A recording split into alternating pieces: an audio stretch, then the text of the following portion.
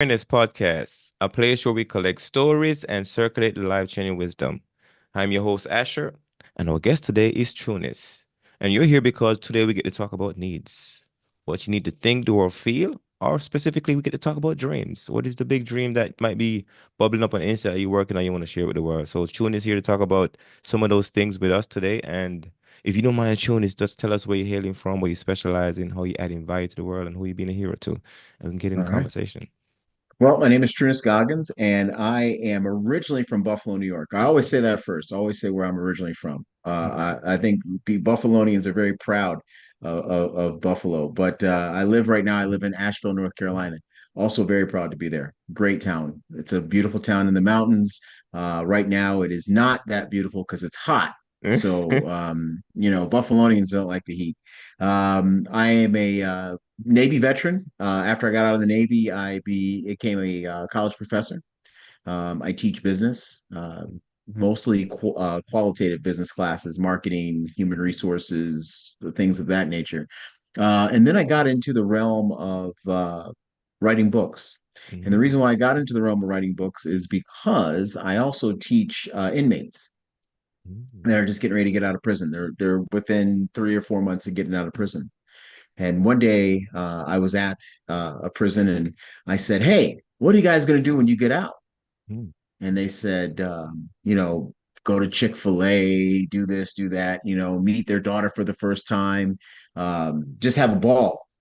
And I said, "No, what do you want? What do you want to do when you get out? What are you going to do that makes sure that you never come back to prison again?" mm, And they were dead silent. And some of these guys are sitting in prison. They were sitting there for 15 years. One of them was sitting for 15 years. Most of them were there for 4 or 5 years. And that's still a long time. But you mhm, still had a lot of time to think about what you wanted to do with your life. And you were just still drew a blank. And you're 3 months from getting out of prison. And it stunned me. And so I was in this prison was not where I live. So I was going back to the hotel, getting ready to teach for the next day. And it stunned me that these guys didn't know what they wanted. mhm, And then as I'm driving down the street, I was driving to the hotel and I said, "I bet you if I pulled my car over right now and just got 15 people at random and asked them the same question, very good chance I'm going to get the same response." mhm, Because we always are told what we need. And I know we're talking about needs today, but I'm not using it in that way. mhm, We're always told what we need to do. You need to get a job. You need to have a roof over your head. You need to be a good member of society. That's all true. That's what you need to do. mhm, But when was the last time your parent, when's the last time someone that you love asked you, who are you? What do you want? What do you want to be? mhm, That's where your true needs are, right there. So what I did was I said when I was going to move to Asheville, I was going to write books. And even though I wasn't going to write this type of book, I wrote my book, The Four P's of You. mhm, Okay. And when I wrote it, the four P's, like I said, I'm a business professor. And it's instead of it being the four P's of marketing, it's the four P's of you, which are purpose, planning, passion, and persistence. mhm, This is where you ask yourself in the purpose part, what do you want? Who are you? I hate to sound morbid, but when you die, what do you want on your tombstone? Okay. What do you want people to say about you? What's the overall theme of who you are? What is your purpose of being on this planet?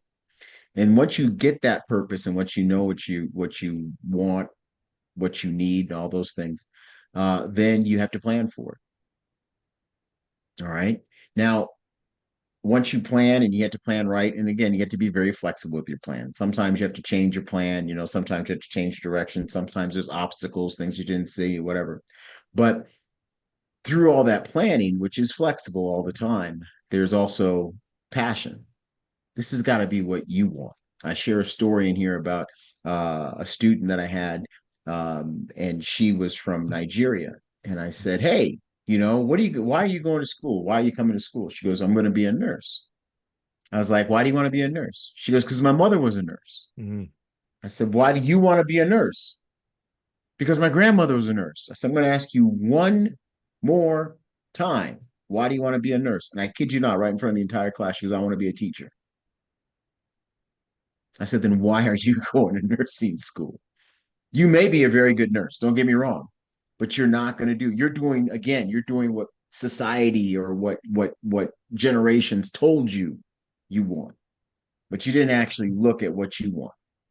And as a result, a lot of people on this planet go to their graves and get ready to go to their graves with tons of regret because, and I know you've heard it. I watched my dad when he was passing away. My dad was saying, I wish I would have done this. I wish I would have done that. And the reason why he wished he would have, because he had a father, my grandfather, who told him what he needed to do. And this is what you need to do to survive. And I don't think life is all about survival. So in order for you to make sure that life's all not about survival, you have to have passion in what you do. You have to have passion in your purpose. You have to really be invested in that purpose.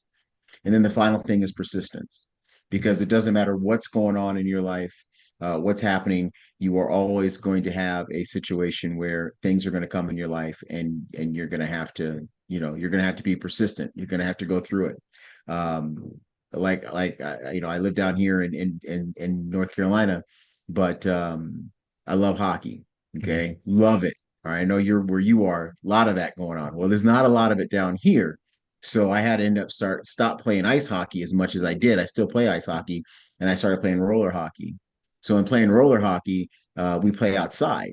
And last 2 nights ago, I was playing hockey. It was 86 degrees outside, and I'm out there just playing. I felt like I think I lost like 4 pounds playing that game, but I just loved it. Now, if somebody told me we're gonna go out in the blazing sun and play 3 rounds of golf in blazing sun, I'm like, no, I'm not doing that. Sorry, buddy, just not doing it because I'm not passionate as much. I'm not passionate about golf as I am at hockey. So that's what it is. I know that was a long answer, but who I'm a hero to, hopefully it's my children, grandchildren. I hope they Mhm. look up to me.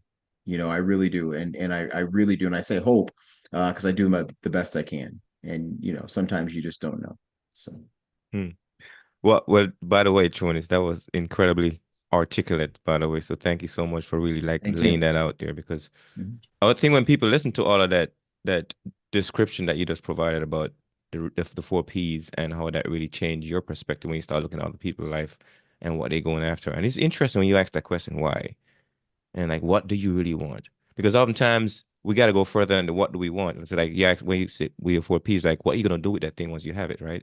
And that's oftentimes another major step in the process of desiring what you want and knowing what you get it, what you're gonna do with it once you have it. And I love that question you asked that young lady about her parents when she was saying that, yeah, I want to be a nurse, but then really she really want to be a teacher. Mhm. So I'm curious about the prison. If you don't mind going there a bit, the prison piece of your work when you talk to those folks, when you teach them, and you set them up for success when they get outside the world, like what are some of the things that you really saw that really changed your life when you look at their story? Well, I'm going to tell you why I do the prison, and I'll do it for the rest of my life. I'll go to any prison in the world to do it. Mm-hmm. Back in 9 years ago, last month in June, my daughter was shot and killed. Mm-hmm. She was shot and killed in Indianapolis, Indiana. She was breaking up a fight, and one of the it's such a confusing story. I'm not going to get into all of it, but one of the people that they arrested, that they thought had shot my daughter, about 9 days before my daughter was killed, um, his father was sentenced to 99 years in prison for murder. And so after I got over the initial anger and all of that, even though there are still days where I'm angry, don't get me wrong, but I thought about something. I said, I don't want anybody else to go through this. And I thought about that boy. I really did. I thought about it. And I don't think he's the one who did it, but I Mm-hmm. thought about that boy and I thought about, what? I'm sure that when he heard his father get sentenced to 99 years in prison, that it probably triggered something. It triggered anger, triggered hopelessness, it triggered a whole bunch of different things. Mm-hmm. And as a result, now and I'm going to tell you, even though I don't think the kid did this, he has done a lot of things after that. Mm-hmm. Okay. And he's not a model citizen in any way, shape, or form. But I think that it came from the fact that um, it stemmed from that situation. And then as I went a little further into that family, I found out that his grandfather was also in that same boat where he Mm, was he had a criminal lifestyle. And so when I thought about it, and I said, how am I gonna, how is this gonna stop? And it doesn't stop necessarily by taking guns off the street. That is a symptom of a problem. mhm, Okay, that's not the problem. Okay, the problem is the generational. mm, All right, and I can call it curse, I can call it whatever it is, but it's generational. It's a trauma. All right, you go through this, so now you get angry. You don't have any direction. You don't know where to go. So what are you going to do? You're going to fall back to what your other generations did. mhm, And so, what I wanted to do by going in those prisons is I go in there and I'm going to tell you, I'm real. I am real when I talk to them. All right. I tell them, you know what? If you keep on doing this right now, I'll tell them right in their face. Okay. You do this again, you're going to fail. You're going to be right back in prison. You are screwing up not only your life, but if you have kids, you're screwing up their life too. You're totally screwing up their life. You're causing them, they're going to have to get therapy. And you know what? Because of the situation they're in, they're going to get therapy and they can't afford therapy. So mm, now they're going to get therapy from something else. mm, Okay. They're going to get therapy some way else. They're going to medicate themselves. They're going to medicate themselves illegally. Then they're going to have to sit there and they're going to have to try to get that fixed. And it's a chain reaction. And as a result of their stupidity, not only does your generation have to pay for it, but generations after you have to pay for it.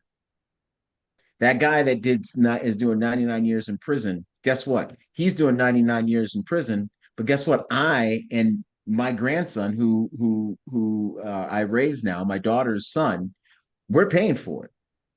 We're paying for generational stupidity. mm, And so I figured instead of sitting there and just blah blah blah and crying about it, let me do something about it. And I love those inmates when I talk to them. I love talking to them. I do it out of love. And I tell them, hey, I'm here to make sure that you have a better life, but I'm also doing it because I want to have a better life too, mm, straight up. And it's a win-win for everybody. And so that's why I'm in the prisons. I usually teach them, we teach, and I don't want to say life skills, that's horrible. These guys know about life. All right. But I do teach them um, uh, emotional intelligence, how to act at a job interview, what to how to plan their life, and how to look, not don't live life reactionary, but live life in a proactive manner. mm. If you don't mind, I would love to go back to your four P's and kind of center it around like this new purpose that you found with the prison piece, because I'm thinking this is something unique that this strategy kind of struck for you that you start working on, where your purpose showed up in that space, even though it was triggered by a tragedy, but then you find a way to flip that negative into a positive and find purpose in it. So for somebody that looking at their own life right now that might be going through something not similar to yours, but something that they're working on that's very difficult, but then you find a way to flip it into something purposeful. How will you talk them through the process of just really owning that purpose, like you did when you recognize you can go to jail and teach people about something that has back into your own story? Thing is you have to you're not a victim. Mm, All right, you have to go through that. And sometimes when you go through something bad, let's say it's a divorce, let's say it's a death, let's say it's a loss of a career, let's say it's anything like that, financial loss, any type of loss like that, the first thing you do is, and it's supposed, you feel the pain, you feel that hurt. All right.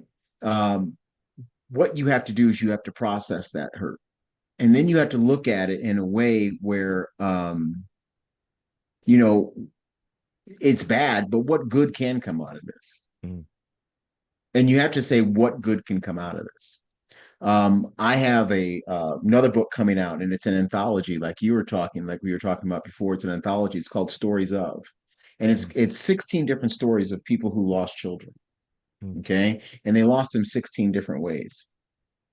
And one of the parents that are writing this book, they lost their son to a heart attack. just like that.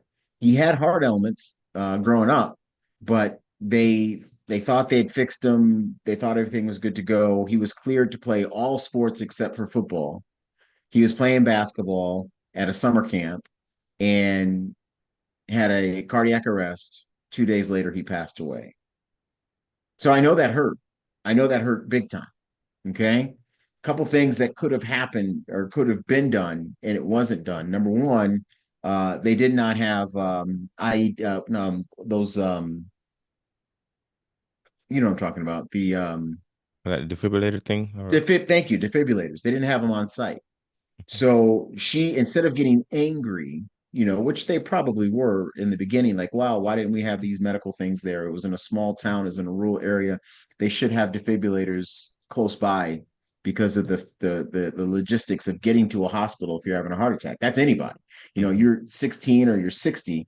If you are 50 miles away from the nearest hospital, and you're having a heart attack, that's not a good sign. You need to have something. And that so what they did was they turned around and started a non for profit where they were taking defibrillators and putting them in places almost all over the place. That was their campaign. And so they moved out to California and they went to California. They bought 16. They moved to California, bought 16 defibrillators. Okay. They had a show on TV in California talking about this. We're at one of the was at one of the facilities. 4 days later, a 16-year-old kid had cardiac arrest while, and I'm not joking, Mhm. while playing basketball, just like their son.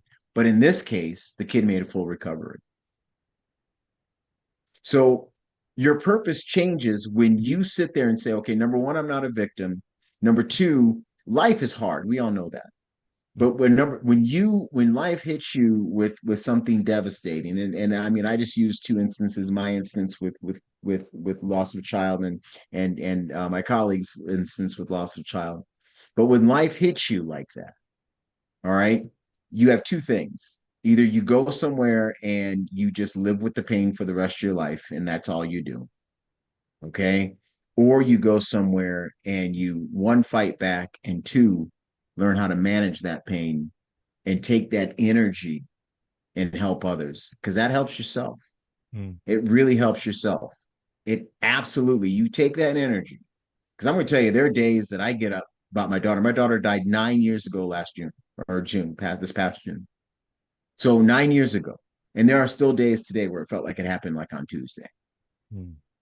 Okay. But you know what? I get up and I move forward. I want to make sure that I'm there to make a better life for her son. All right. And to help others so they don't have to go through this type of pain. Mm. And that's what you do. And that's for anybody. I'm not saying you have to go out there and start a non for profit or write books or anything. I'm not saying that at all. But what I am saying is how can you manage that pain and find something positive? You don't want that pain to overtake you. You do not want that pain to overtake you. And once that pain does overtake you, it is over. Mm. No doubt about it. But you don't want that to happen. Well, thank you for sharing that, and condolence again to you for your daughter, part of the story there. And I see in your story so far where not only did you went to prison, start teaching, but then the book project. It's interesting where you find people that have lost what you've lost and build a community already. And then the story is being shared. And then based on that sharing of story, then the pain that you're carrying by yourself don't have to carry it alone because now you're relating to other people, which is like I think is very powerful. So the same thing with other people when they go through something tragic or something difficult, it's like you can build a community on that same problem because now you find a purpose and you mentioned passion, right? And now you're passionate about it because it really is personal. And nothing really passionate like something that's personal, which I think you've discovered in your journey, which I Absolutely. think is awesome. It is. Thank you. Yeah. So planning that whole thing out now, because that's the part that I think it gets a lot of people with the challenge of planning, like put a really strategy together and then really going after that thing and converting it into something positive. Because what I'm seeing right now is like you're taking that thing and you're increasing the value of it now. Because it could depreciate your entire life if you don't really appreciate it, make the value of it go up. And by doing what you're doing right now, I see the value going up for that thing that happened to you. So how do you help people plan it out? Planning is what are you good at? All right. So for example, me, I'm good at writing. I'm good at speaking. I'm not trying to say that to sound funny, but I'm a college professor, so I talk all the time. I can disseminate uh, information in pretty effective ways. Um, when you plan, the first thing you have to do is you have to be realistic. All right. I could go, there are people who have gone to had certain tragedies and they run for political office. That's a weakness of mine. I couldn't run for political office. I'm Hmm. too blunt. Right. I really am. I'd end up getting kicked out of office or something real quick because I could see somebody else. Mr. Goggins, shut up. That's what, would be that guy. And I couldn't do it, man. I couldn't, I just couldn't do it. So that is a weakness of mine. Um, administrative stuff is a weakness of mine. Hmm. Mine is more, I can think of a big grand scheme and put things together. But when you are planning, the first thing you have to do is you have to be realistic. You have to look at your skill set and you have to look at your skill set realistically. Hmm. If you got to take your best, your most valuable assets that you have, and then you got to go with it. Number two is you have to build a network. Hmm. You have that passion, but if you don't have people around you that share your passion or have passion for you, you got a problem. You can't. If anybody says, "Well, I'll do it my own on my own," they're lying. You can't. Nothing can be done on this earth on their own. Hmm. Nothing. Okay, so you have to have people that are passionate for you, people that are going to work for you, people that you can work with them. The first thing I do when I see somebody is, okay, I'll tell them, hey, I need this, right? But before I say thank you, before I leave any conversation, what can I do for you? Hmm. Okay. What can I do for you? It may be nothing. All right. But I'm also going to acknowledge the fact that I could not be where I am today if it wasn't for you. You can't be where I am if it wasn't for me. So let's go ahead. What can I do for you? All right. And that's one thing that you do. That's the best way to keep a good plan. The next thing is this: have people around you that are not kissing your ass. Hmm. All Truth right. tellers. You need people that will tell you the absolute truth the whole time. If you are doing wrong, well, I don't want to hurt his feelings. You're just going to ruin his life. Hmm. I want people around me to say, hey, this isn't going to work and this is why. Great idea. But these are the things that are going to happen that's not going to work. I want people to have enough. And that comes with number one, you have to have a level of humility. And number two, you have to really want to be successful. Because sometimes I'll sit there and come up with the greatest idea on the planet, I think. And I'm so excited about it. And I go run it by, somebody I trust. Uh, I can see why you're passionate about that, but let me tell you where you're wrong. All right. Thank you. Because I want to hear that. It may hurt my feelings for a couple seconds. Or it may make me go back and modify what I have to do. Hmm. So you have to have people like that. And the next thing is, and I have a story in my book talking about Blockbuster Video. Hmm. Do not Okay. just stick to your plan. Don't stick to your plan. All right. You can, if you see that something's about ready to change, don't say, well, this has been working the whole time. Okay. I mean, I could talk about Blockbuster, but it's in the book, but I could talk about look at and if anybody pays attention to sports in your audience, all you have to do is look at the New England Patriots. New England had a wonderful plan, probably the greatest plan in football. I hate to say that because I'm from Buffalo, New York, and for me to even have that come out of my mouth just kills me, right? But Bill Belichick is no longer with the team. Why? Because he was playing 2013 football in 2024 Hmm. and it became a joke. They were a laughing stock because he said this plan worked back then. Why isn't it working now? Well, there's a couple of reasons why it's not working now. Right now, everything changes. Everything changes. And if you are around somebody that says this is the way we always do it, get away from them Hmm. because you have to change. You have to change. I'm not saying change for the sake of change, but when you see that as a necessity for change, you have to change. I mean, if you look at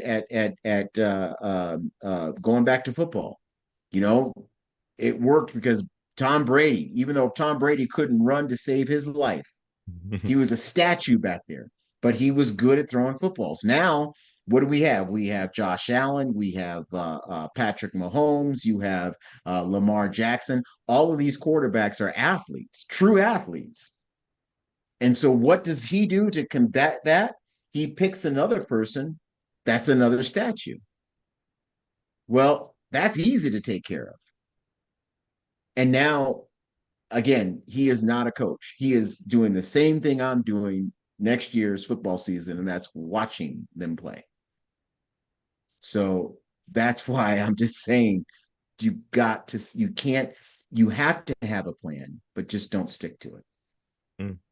No, I mean, for some people listening, they gotta understand what you really mean because there's a lot of different avenues to get to the finish line, and some days you gotta recognize Mhm. that maybe the avenue I used to take, maybe it's blocked off today. I gotta pick a different avenue, but I'm still going towards that goal. And it just says Absolutely. there's no such thing as unreasonable goal, just unreasonable timeline. And oftentimes you gotta adjust the timeline. Like you start finding evidence like, hey, it's not gonna get done this time. Well, at least I recognize that and I can change my timeline, but I won't quit on the thing I'm pursuing either. So now when you come Absolutely. back to the other P, you talk about persistence, if you don't mind breaking that down for us a little bit, because I think I was talking to one of my friends recently and I was like, it's a she's been like all over the place, all over the place. I'm like, listen, like, you know, people don't commit to a person that is all over the place, that doesn't really have a long-term plan. It's like it's hard for anybody to commit because they need to know that this thing is gonna keep going. And if it's gonna stop just by feelings, then you know what I'm saying? People's not gonna commit. So you can't have nobody ride with you if you don't know where you're going. Plus, if you're not gonna commit to a thing for long term wise, with it, that it can like I'm gonna ride with you. So talk about the persistent piece. Persistence is, again, playing through the pain. All Mm, right. Playing through the pain. You you have to have a level of, again, the passion has to be there for whatever you want to do. mm, Okay. Um, I'm sure right now, if you're just a little, if you have a taste for ice cream, mm, right? I have a taste for ice cream, right? Just a little taste for ice cream, not a major taste for ice cream, just a little bit. And I tell you to go to the corner store and go get some ice cream, right? Remember, wouldn't mind having some ice cream. You're probably not going to get up and get that ice cream. mm, All right. Now it is 98 degrees outside and you have not had ice cream in a long time and you really want ice cream. What are you going to do? You're going to pick up your keys. You're going to go down the street. You're going to get that ice cream because mm, your desire is there. So persistence is something that comes with what you're motivated, what you really want. I'm going to share a funny story with you. I am not a fan of snakes. I'm okay with them now. All right. I am okay with them now. But when I was younger, I was not a fan of snakes. And so I was on a boating trip and we were in this boat where the boat was high enough where you couldn't just go to the side of the boat and climb back in. Okay. So we're swimming around the boat. You had to literally swim to the back of the boat and climb the ladder to get back mm, in this boat. And so my father decided to play a joke on me. Right. Now, first of all, we're in Lake Erie. There are no snakes in Lake Erie. Okay. I did not know that. All right. Because it just, whatever. So my dad decided to play a funny joke. I'm sitting there treading water, having a good old time in my life jacket, just having a good time. And my dad is standing on the side of the boat and he looks at me drinking a beer and said, "There's a snake behind you." Okay. I'm not kidding you, bro. I grabbed the top of that boat literally and all my body strength literally did a pull up and was back in that boat within 2 seconds. Okay. That is that is persistence. All right. Now, I tried to do that and I was like 13, 14 years old at the time. Right. I did not have the body strength to do that. I had the will, I had the desire, and my persistence was I do not want to get bit by a snake. Okay. So what am I going to do? I'm going to overcome anything to make sure I'm not bit by that snake. Now, if he would have said there was a fish behind me, Who cares? I'm gonna swim around and climb up the ladder like I always do because I don't have it. And I use that and try to be funny about it, but that's how we are as a people. If we really want it, we will take the pain. If we Hmm. really want it, we will do the things that need to be done. You know, a lot of people like, man, it must be nice for you to be on a podcast, or it must be real nice to have a book, or it must be real nice to own that home that you got. Must be real nice to drive that car. Yes, it is. But this is if you would have known what I had to do to get to where I am, you would realize that persistence. And a lot of times people really, when they say you have to really want it, we hear it all the time. You have to really want it. And that's where the persistence comes in, because you have to really want it. There are going to be days where people are going to say no. I mean, the Rocky, the movie, Sylvester Stallone, how many doors were closed on him when he had that script in his hand? He didn't say, well, I went to 20th Century Fox. They said no. I guess I'm not going to have a movie. That's not persistence. He went and he did everything he had to do to get that. Whenever you hear of anybody who is successful, you always hear the backstory later on, and usually the backstory is nothing but pain and misery and everything else like that in order for them to get to where they got. The best story, if you look at history, is think about Harriet Tubman. Hmm. Harriet Tubman did not like slavery. She hated the concept of not being free. She also hated the concept of, after she went to Philadelphia, she hated the fact that her family wasn't there. So what did she do? She was free, and she's like, man, I miss my family. And they need to have this same freedom, Hmm. because she was passionate about this. She went back and she went and got her family. She went back to try to get her husband as well. Her husband's like, I'm not going. Do you know her husband's name? No. Neither do I. Okay, straight up. There you go. Because guess what? She was persistent. She was shot at. She was chased. They had a bounty on her head. The bounty that they had on her head is the equivalent of 2024 money of $30 million. That's the bounty they had on her head. But she was persistent, and now she's on quarters. There's a statue of her right there in my hometown of Buffalo, New York, because that's when you cross into Canada, and Hmm. it's because of persistence. She wanted it. She wanted it. And like I said, neither one of us know her husband's name, and I can look it up and find it, but who cares? He wasn't the one. He wasn't persistent. He doesn't work. He's not worth remembering.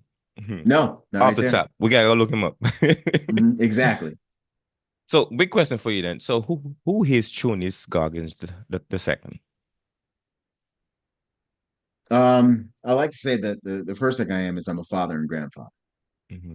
That's first and foremost. That's who I am. Um, I'm a blessed individual. Family is very important to me. I was lucky. I know that there's a book out. My brother wrote a book and about our childhood, but I was lucky to have the parents that I had. My mother's still alive. My father passed away, but I thank every single day that I had those parents, because, like I said, I was blessed. I was blessed with opportunity that a lot of people aren't blessed with. Now, it came with a price. I understand that, but I was blessed with the opportunity. My mother became a master educator, and my father was a businessman, and so I'm doing both their jobs. I'm doing both the things that they do right now, Mm. and and my brother is doing some of the things that we did, and it's because of those two people and their influence.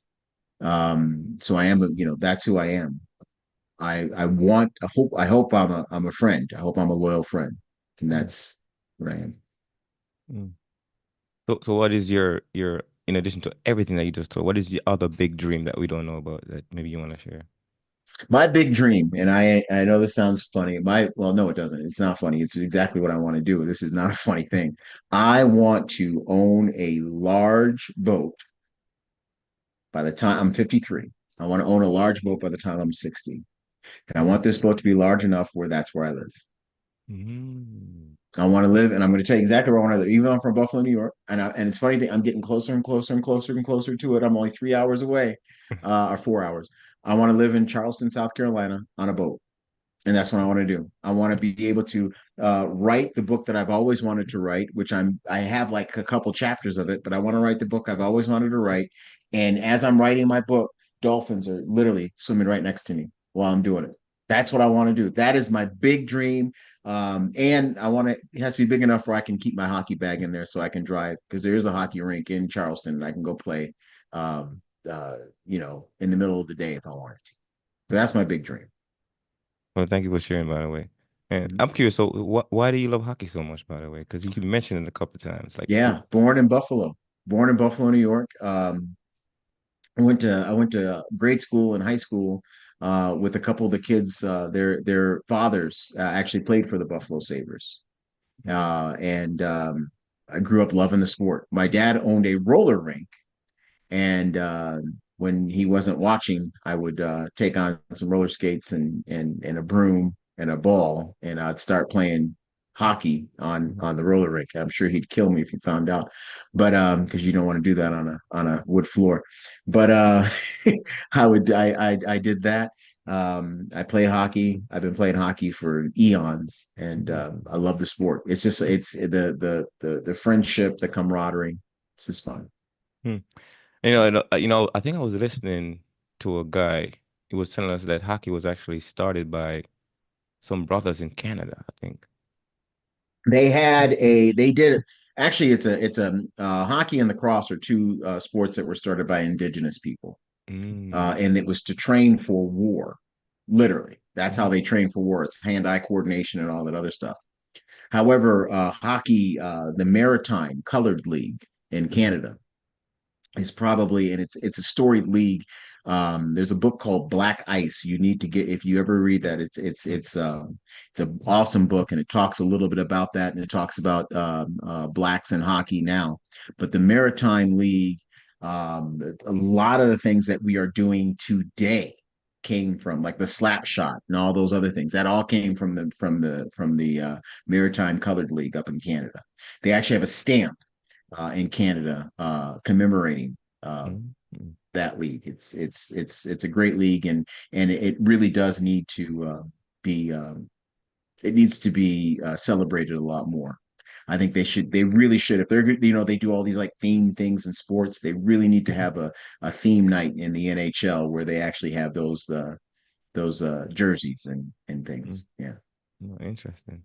Yeah, I mean, I don't, me personally, I don't watch a lot of sports. I used to, but then I just, I got rid of all the sports, all the news, all that stuff. I kind of went on some kind of hiatus a little bit because back in 2016, started this challenge to read and list 100 books a year, 1,000 books in 10 years. I'm on year number 8, so I'm almost at my 800 book. I got like 9 books left to finish my goal, but I took a break, so because I'm working on some other things. But I really love the idea of like reading and all that stuff, but sports, I had to get rid of that thing. I had to find time to like I gotta find time to squeeze all those things in, those reading, and it wasn't easy. But I had to get rid of sports. I didn't even listen to music that much either. I kind of like my music got down to like my curated list. I just didn't really listen to random music anymore. But I had to give up a lot of stuff. But it's been a really good journey actually just doing that piece of the work because all my life I didn't do any reading until I was like 35, 36. And that's when Oh, my reading journey started. So yeah, interesting. excellent. Mhm. Cool. So let's go. We're gonna wrap up a little bit here, if you don't mind. So if you gotta like really give us like your biggest takeaway from having this conversation today, what would that be? Actually, I love how you get people to speak, Mm, and flow. The best thing I got out of this is just the environment and the that you create for your listener. mhm, Um, you open the door for them to think. You really do, and I started thinking a little bit, as a matter of mhm. fact. So thank you. Well, I'll definitely appreciate it. Totally appreciate it. And if somebody hear you right now and like, wow, Trunnis Goggins II, you're my hero. How can I work with you? How can I do that? You can reach me at the Four P's of You. I also have the Four P's podcast. You can get me on. I have the Four P's of You YouTube channel. Mhm. Um, and then you can reach me just four P's, or you can reach me directly at TrunnisGoggins2.com. You can get me at Trunnis no, Trunnis at TrunnisGoggins2.com. Okay, perfect. That's my email. Mhm. And last question. What is that one thing or two thing when people do it drive you crazy? Driving in the passing lane. That's the only thing that makes me, man, you want to see somebody lose their mind. Do not drive in the fast lane if you are not driving fast. Please, it's passing lane. That's it. It sounds like he grew up in Europe, man. Because I think I don't think America understand that rule that well. So, but it's crazy how how it works here. Mm. Exactly. Mhm. Oh, by the way, where were you stationed when you was in the Navy? By the way, if you don't mind me asking. I was New Orleans, Indianapolis. Mm. I was those are the two main places. Okay. Mhm. And when did you get out the Navy? I got out in '08 out of Indianapolis, Indiana.